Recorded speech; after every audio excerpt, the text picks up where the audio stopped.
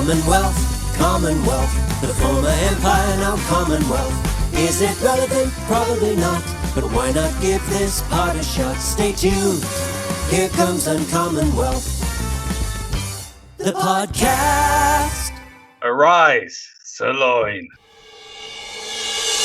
And we're live from the Uncommonwealth Podcast COVID-19 Pandemia Studios. Is pandemia a word? Did you just make that up? It's I British, like Adam. it. Sounds it's a good. British English word. Okay, I'm down with it. I like it. Sorry. It's an more optimistic version. It's the new Who album. Guys, we get to start with Sub Prime Minister.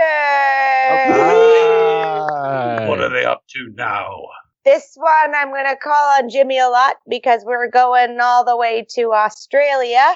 Alrighty. Where in 2013 to 2015, we had a prime minister named Tony Abbott. Oh, Uncle Tone. Uncle Tone. Not the most popular prime minister. I went from knowing nothing and having nothing against this gentleman a few days ago to not liking him at all now. He was so bad you heard about him in America. Right. He wasn't that popular. But did you see the photo of him in the budgie smugglers, aka Speedos? No.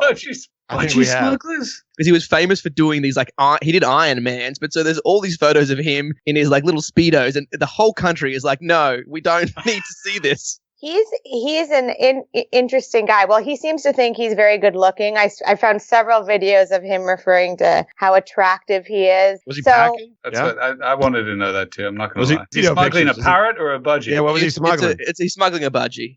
What's a budgie? A smaller bird than a parrot. Okay. But I think Catherine's saying he thought he was a handsome man, which also isn't. Has he seen Justin Trudeau? Is he aware that other handsome exists? One of the gaffes was when he called Canada Canada. He did correct himself, but that is truly the most minor of everything he did. It is unbelievable. A whole bunch of, he's really I don't know, he's a contradiction. He's apparently a Rhodes Scholar. He's a Rhodes Scholar, which is frustrating because he has some of the dumbest policies. And, but like everything in Australia, it's backwards because he was the leader of the Liberal Party, but that means that he's actually very conservative, which is very confusing. Yeah, he's not he is a Rhodes Scholar, but then he questioned the existence of global warming, vetoed a drug for early stage abortion, turned away asylum seekers. Not my favorite as far as policy goes, and he only lasted 2 years. But then there was all this random stuff he did that I'm sure, Jimmy, you heard about, like the raw onion episode. Did you hear about this? I didn't. Go on. I'm intrigued. He went to visit an onion farm, and out of nowhere, without being asked or dared, he just took a bite of a raw onion. Like an apple? George Costanza. Awesome. Like a George Costanza. That's what all the videos reference. And he said that he was trying to promote the onion industry. What better way than just eating it like an apple? I love when politicians do stuff and it backfires. It's the best. Did he make a face when he bit into the onion? Did he cry? You could tell he was pretending so hard that it was good, but everyone was like, doesn't have to be good. Did he savor it? Did he sort of swish it around in his mouth to The weirdest thing was that the skin was still on. Oh, he just bit into it. Anyway, when you Google Tony Abbott, the first word that comes up after his name is onion. I don't know. He did worse things, though. He was once on a radio show. Maybe you know it, Jimmy, ABC Melbourne's. Sorry, Catherine, I don't keep up to date with all of the AM frequency radio shows. But I want to bring this up because he had a caller, and maybe, and he kind of pissed her off. Her name was Gloria. She called in and she said how much trouble she's having ends meet. And she was saying that the only way that she can survive and pay rent is to work as an adult sex line worker at night. And that's the only way she can have enough money to pay the bills. And at this point, the prime minister didn't know he was being taped, and he winked at the host in a very like, oh, Seedy. cool sex worker. And he was just destroyed for this and later had to like come up with reasons. He was like, oh, I winked because I wanted the host to know that I was going to respond. It's I feel like that's unfair. What's wrong with him winking? But he's also super conservative and extremely religious. Gross. Another instance was like he was hanging out with a bunch of high school volleyballers, who knows why, females. And he was As like, one does. Yes, one does. I think it was. I've been trying to get into that circle for years. You guys can't break in, but he had an in, and he was in the middle of them taking a picture, and the camera caught him saying, "Oh, a little body contact never hurt anyone." Okay, that's Tony Abbott. Not my favorite. Not hopefully yours either. The podcast. Alrighty, friends. This week I've got another fun and exciting animal to discuss with you. It's an animal native to Canada, or Canada, as Tony, Uncle Tones would say. Now, I've been inspired to discuss this animal because obviously we're all living in isolation at the moment. Some would call it hibernation of a sort. And who is better at hibernating than the grizzly bear? Oh. Or actually any types of bear. Almost all bears hibernate. Well, that was a quick retraction. I don't want to box myself into a corner here. So here are some fun hibernation facts about bears. The first of which is that, and I didn't actually realize this, bears don't hibernate because it's cold. They hibernate because there's just a lack of food during wintertime. They got they don't look like animals that would get cold. They got fur. Fair. That's a good point. They look warm. Right. And cozy. Like if they weren't menacing and would kill you, like it'd be fun to snuggle. Yeah, but at Canadian winter, anything, even with that much fur, is going to get cold. But we stay warm by wrapping ourselves in like bear skins, so they must be okay. So you're saying bearskins, they should do that. They should cannibalize. Yeah, anyway, okay. So before hibernation, obviously everyone knows that bears, they load up for the hibernation. So bears eat up to 20,000 calories a day, and they'll gain 30 pounds a week for months leading up to hibernation. And that's because during hibernation, they burn about 4,000 calories a day just lying there, essentially asleep. 20,000? Because I remember reading something like Michael Phelps, when he's training for the Olympics, takes in like 8,000 to 10,000 calories a day. I'm surprised that the bear's only like twice that. Or is Michael Phelps part bear? Is that what you're saying? They are good swimmers. But so what's the average human's meant to eat, what, like 2,000, 3,000 calories a day? I actually don't know that. I think if you're like of average activity level, I think 2,000 to 2,500 is probably like a healthy amount where you're not going to like get fat. You know what? You're right. It doesn't seem that much. 10 times the amount of a person, and they're like obviously bigger than we are. Well, what is it? Do you know what an average? They don't weigh 10 times what a person does, really. What does a bear weigh? Like 300 pounds? 400 Something pounds? like that. Or, So I know 400-pound people. You made it sound like you know a bunch of them. I was like, I've been to Walmart. But so they do store a fair bit. Male grizzly bears will store, like some of them will store up to 1 million calories going into hibernation. So it's a lot. Yeah, that's a lot. So the crazy thing is though, is that it's not actual hibernation like most like rodents and stuff. Like there's a ground squirrel that actually literally freezes itself. But so these bears, they don't actually fully hibernate. They're just in kind of like they're dozing. So they'll lower their heart rate to like 10 beats a minute. They burn through all their calories. But the reason why it's so fascinating is because they don't urinate, they don't defecate. They kind of like recycle the waste byproducts, and they just sit there. And it's scientists are studying it because obviously lying around for months on end is not good for your body. But bears are. I've been doing that. I've been recycling my waste products in quarantine. I wonder if I don't think it'll be long enough, but it'd be interesting to see if it's affected our sort of anatomy. Or sort of, if we have weaker bones. Well, no, yeah, exactly. Or my butt bones have, like, the next generation will have stronger butts because we did this. I don't know that. I think if we did it for 10 years, maybe. I feel I don't think it was long 4 enough. or 5 months. I do think when we get out and about, like, I don't think people understand how much like activity you actually have just by going through like a normal day. Yeah. Right. Like the number of steps, like, and not there are obviously couch potatoes and stuff, but like just going about your business, you could walk 10, 15,000 steps without realizing. Plus your like workout if you go to the gym. I had to set an alarm on the hour to go and remind myself to like take a lap around the block because I wear a Fitbit, and like living in a studio apartment and working from home, I would literally wake up, go have a shower, like make a coffee and a breakfast, sit at my desk for the whole day. I could get to the end of the day and I would have taken like 38 steps. Yeah. It's like it was terrible. Whereas, as you said, a regular day, you walk to the subway, you walk around the office, you do this and that. I was taking 10,000 steps a day without even. Yeah.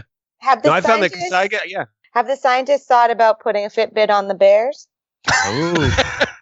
They probably do. They probably GPS tag. Yeah. Bears Well, and they're stuff. studying the bear's hibernation for things like osteoporosis and diabetes because the bear's hibernation is unique among hibernators. Oh. Well, also, Do they lose weight when they hibernate? They lose they lose 25 to 40% of their body weight during hibernation. So that's why they obviously load up. Yeah. Oh my And the God, thing- how do you do that?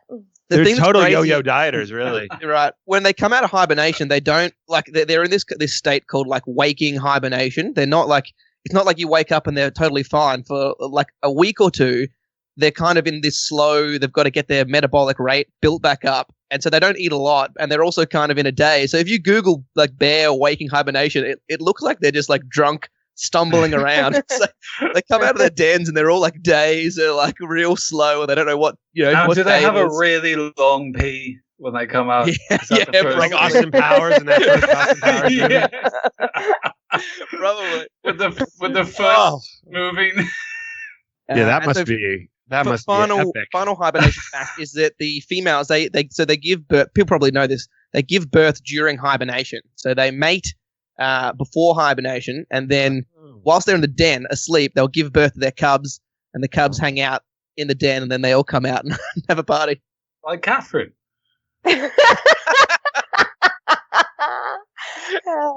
This is It's why I all don't right. know what's going on in the news. I'm in my den. I'm just gonna have the baby here Yeah. and come out and be like, "What happened?" Did you eat 40,000 calories a day of fish before you went into? Basically, But if you it sounds a lot like pregnancy, to be honest. if you interrupted a bear during hibernation, would it like rouse? Could it re-enter hibernation? I don't know. When I get woken up, I can't get back to Right. sleep. So is that? I see what you're saying. What? Yeah. What if you give it a face mask and play whale noises in the background? Do they use Yeah, magic? you walk into a den, they've all got face masks on, earphones. There's like a white noise machine playing. Yeah. It's like being on a long haul A flight. small If glass the, of water. if the air stewardess wakes you for food, you're like, "Come on, I just got to sleep." There's an older bear that just keeps going to the bathroom. You always want the window seat for that reason. You want the back of the den. That's a good point. I think they probably would wake up. And actually, you know what though? That's part of the issue with wildlife conservation because of things like logging and human activities. The bear's hibernation cycle is being like adjusted, and also because of global warming, it's like affecting them. There's some great videos of polar bears coming out of hibernation, just rolling down giant hills. Polar bears are the only purely carnivores within the bears. Right. Everything else is a omnivore. They say they're the only animal that really hunts humans. You know, I've also heard that polar bears will target humans if they talk about bears, but just talk about grizzlies. So it's good that you made that adjustment early on. I walked it back. yeah. Whew. I gotta please all the bears. The podcast. So I'm going to call this segment Canada a History Lesson. Is Canuck a slur? And in other words, like if you use Canuck in a tweet, could you still host the Oscars? That's a different question. Yeah. First of all, I'll give a little history of the word Canuck, and then we can get into it. But well, first of all, if you Google Canuck, the definition you get, like that right at the top of the search is a Canadian, and then in parentheses it says sometimes derogatory in U.S. use. And then it gives an example sentence, and it says, as a true Canuck, Hayden loves pizza. And it's like, first of all, pizza? Hayden Like- care? Like there's the not most Canadian Yeah. food. where's maple syrup, poutine, like Right. caribou, like, and Hayden, what kind of Caribou? Canadian name? So I'm not sure that Google gets it. But the term Canuck was first recorded in 1835, but it was originally referred by people in America but it was referring to Dutch Canadians and French Canadians, and it was spelled with a K, not a Wait, C. how is it spelled now? Now it's Canuck. UCK. Oh, I didn't know. So it had a K. So I don't know, maybe it's, and then it kind of evolved, but it was derogatory against French and Dutch Canadians. And then somehow it became like affectionate. And now there's a hockey team, the Vancouver Canucks. Mhm. Right. So it's hard to imagine that it's a slur. Yeah, There's but also on the an other NFL hand, team called the yes, Redskins. I was just going to Yeah. say that. Well, the Redskins, the Cleveland Indians, the Atlanta Yeah. Braves, Yeah. the Toronto Maple Leafs. It just doesn't end. This is also interesting. In like the 1860s, there was a character used in political cartoons called Johnny Canuck, and it was a personification of Canada resisting Uncle Sam's bullying. Johnny Canuck, and then Johnny Canuck was revived in 1942 to defend Canada against the Nazis. Oh my god! So Good old wait, is Johnny- Oh my Johnny God. Canuck the kid Came out of Canada's retirement version for of Captain Hitler? America? What's that? It was kind of like a Canadian Captain America. Yeah. Johnny Canuck. What are his superpowers? I don't know that he had any. I just think it was like a. He just apologizes cartoon until someone character. quits. Really strong in his convictions. And then in 1975, there was a comic book character, Captain Canuck. Oh, So again, if you think of any, Did think he of your get favorite promoted? racial slur, and imagine there was a captain that, like a comic book character, and it just, I don't think Canuck's a derogatory term. I think when Americans said they sort of mean all Canadians. No, But I think it's one of those terms where it really Oh. is like it's about the intention. It's That's like meant the, to. that's like the meant to term be. Yankee. It's like the term Right. Yankee. I remember when when I learned that was meant to be insulting. I was like, "Who's offended by that? That's like our baseball team, Yeah, right?" I got called Yank at school in England my entire time there. But that's like as in a derogatory way, like Yeah. right? You're an American, like it's an insult. yeah. What is the word derived from? The original word, like there was a native word. I'm not gonna pronounce it right, but like Canada, but with a K that meant village, which is Oh, where yeah. the word Heard Canada originally came from. And again, the K got switched to a C for some reason. And then like Canuck, like the first three letters, Canuck with a K was just sort of like the first half of village with like uck instead of duh. Mm. And that's very Crystal scientific clear. explanation. Wolverine, the superhero, is Canadian. Oh yeah, I did know that actually. They call him Canuck Head a lot in the comic books. Yeah. But I think Huh. it's part. I don't know that it's Logan. meant His as- name's Logan. Adam Wolverine's his stage he- name. Logan. But what's is Logan his first name or his second name, or is he like Cher? He's only got one name. Is there a derogatory term for Canadians other than Canuck? Every once in a while, you get called Australian. And that really stings. The podcast.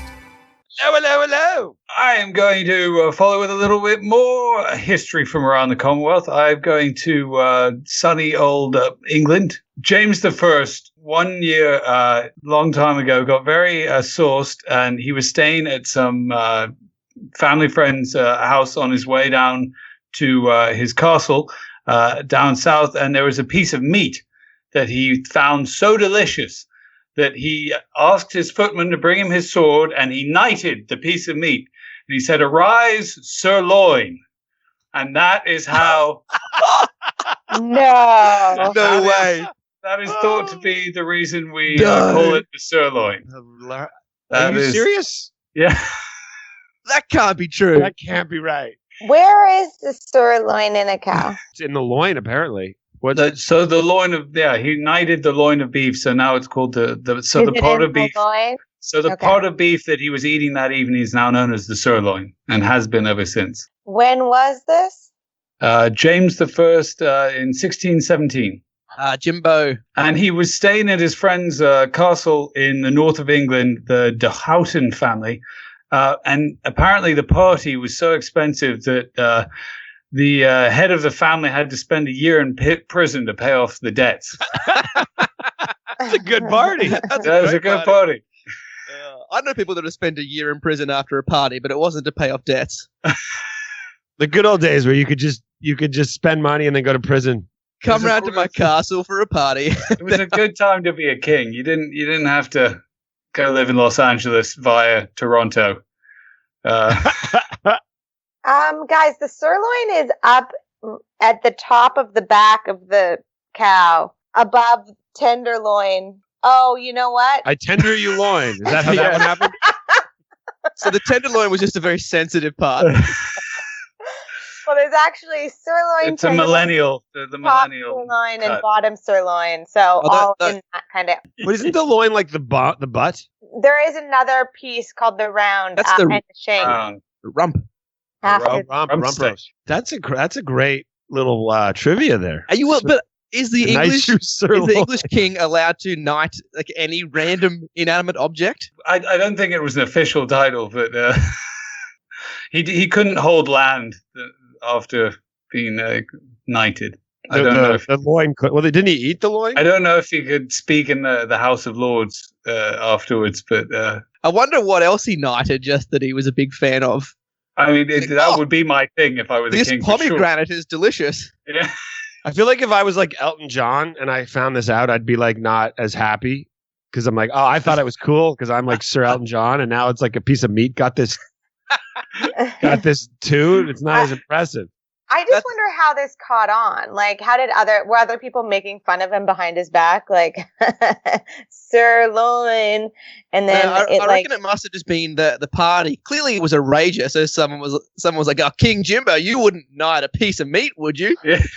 He's Like how you "Fuck, named I him would." after yourself. But everybody else had to be on board for it to catch on, unless he was like, I insist you call the loin a sir. That was back when being king meant something. The good old days. The good old days. The podcast. My MVP vote is Catherine for both a fun segment and also providing lots of entertainment. Thank you for that. I have to go to the bathroom. Like the Empire, we're almost done. We hope that you've had lots of fun. Was it relevant? Probably not. But thanks for giving this part a shot. Stay tuned for the end of Uncommon Wealth. The podcast. I'm pretty sure that's true, right? They have black skin. It's just their fur that's white to blend in. But if you take them out of the Arctic, or It makes sense if they're especially if they're hunters. That's like being like you are the color that is the furthest out on you. yeah, be the person you want to be. Is that Dress for the job you want. The podcast. Have you guys heard that? I think it was in Ireland how all the peasants wouldn't eat potatoes because at this point they were seen as like dirty and stuff. But the whole like country was essentially malnourished, and the ruling royals wanted them to eat potatoes to be healthy, but the peasants refused to because they were so dirty. So the royals, what they did, some marketing genius said, these are grown in the royal gardens exclusively for royalty. No peasant is allowed to eat any potatoes. And then immediately peasants stole all the potatoes from them so that they could have them. I feel like if you're malnourished and you start eating more potatoes, it's not going to help. No, potatoes are like, I might have got some of the facts wrong in the story. The podcast.